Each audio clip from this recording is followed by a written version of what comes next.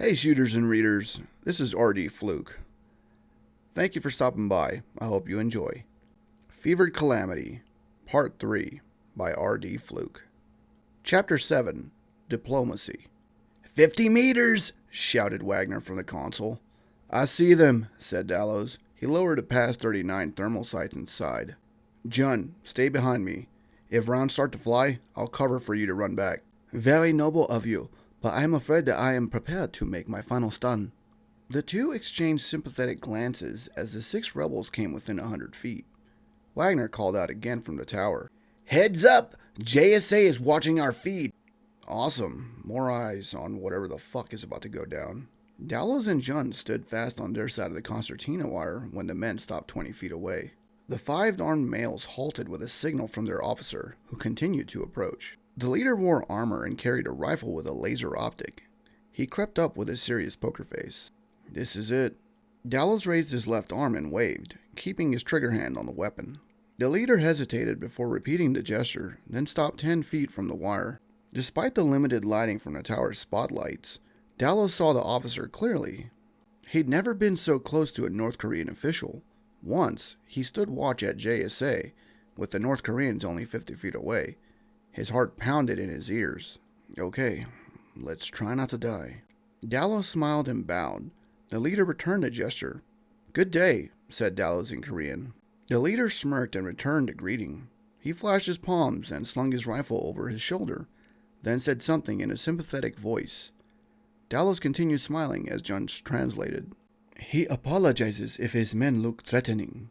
The officer made a lowering motion with his left hand, and the 5 others relaxed, slinging their rifles behind him. All right, so far so good. Dallows slung his rifle, barrel to the sky. Jun hesitated, but followed through. The leader began speaking, pausing often for Jun to translate. Hajun seeks to end the decades-long war that has plagued our homelands. We are of no threat to you and your American friend. Dallows cleared his throat. Thank you. We mean you no harm either. Jun translated as the leader's eyes darted behind Dallows, up to Soyoung on the machine gun. Jun, tell Soyoung to get off the gun. Let's be respectful. Jun gave him a worried look, but relayed the message anyway. The leader's eyes widened with an approving smile as Soyoung complied. May I ask what brings you here? Asked Dallows. The officer's eyes narrowed before he raised his right hand and pointed at the tower. He spoke again. This time, his tone wasn't as friendly. We observed your team taking in 3 loyalists who ran toward your checkpoint. One of them was a high-ranking officer who's committed dozens of atrocities against our people. We demand you hand him over to us, translated Jun. That smug guy. Maine is asking what they want, blurted Wagner from the tower. Despite being annoyed at Wagner's outburst, Dallows still answered him. They want us to return one of the runners. He's apparently some high-up guy. The men smiled at each other through the wire as Wagner replied. Negative. JSA denied the request. Of course they did. And now I'm gonna die. Dallows sighed and placed his hand over his heart to sympathize with the leader. I sympathize with your position. However, I'm not authorized to engage in negotiations of any kind. I'm a soldier like you. I follow my orders. The leader scowled. The man killed countless innocent people. Hand him over so he can answer for his actions. The air temperature was rising, as if elevated by the tension. Dallows knew they were on thin ice. I wish I could, but there's nothing I can do. My commander will be here soon, and you can speak with him. The officer seemed to consider it before shaking his head. Hey, Dallows, whimpered Wagner. This better be important. What is it? The camera's showing North Korean armor pulling up to both towers. Looks like T-80s and BTRs. Oh, shit. Headlights from several vehicles lined up side by side on the northern end, beyond the men and the truck. Looking back, the leader smiled at Dallows while Jun translated. You're wasting my time. Hand over the officer. I'm sorry, sir. We can't do that, said Dallows. The man glared and spoke in a low, threatening tone. If you won't hand him over, perhaps we should storm your facility and take him. Jun's voice croaked as he translated the leader's words. Dallas fought hard to keep the growl out of his words. I don't think that would be a good idea, sir. The officer walked up to the concertina wire that separated them with narrowed eyes. They were close enough to shake hands across the border. Do you believe your watchtower can repel my forces? The sound of a belt-fed gun being racked caught Dallas's attention. Without turning, he knew Soyoung stood ready behind him with his belt-fed weapon. Sighing, Dallas took off his helmet to appeal to the leader. We won't need to, sir, the leader snarled. And why is that? Because none of us are walking away from this fight. Explain yourself. As you said, my team can't repel your attack. We both know this, and you take the tower. But what do you plan to do about the strike team watching us in the sky? Think you can outrun a 2,000-pound bomb? The officer was indignant at being the subject of ridicule. Come on, take the bait. Dallas capitalized on the leader's hesitation. And also because it's not worth it. You and your men risked your lives today. Think of your men who died tonight. If what you say is true, that Hajun wants peace, don't let their sacrifice be in vain. Take a moment to honor them. Without them, you wouldn't be standing here right now. Holy shit, what am I saying? The leader's glare turned soft, and his stance relaxed a little. Dallas's heart raced in his chest. The leader took a step back and looked at his men. Even in the 0300 moonlight, their exhaustion was plain to see. The officer faced Dallas and nodded in approval. You are wiser than your age suggests, translated Jun. Thank you, sir. Revenge can wait, said Dallas, nodding back. Yes, it can. Honor comes first. Tell your superiors that General Hajun will seek an audience within 24 hours. I will pass on your message to my command, sir. The leader snapped to attention and bowed. Dallas returned a bow, and the officer walked back to his men. He muttered something, and they snapped to attention. The soldiers turned and began patrolling back to their truck. Is it over? The officer halted and hollered in his direction.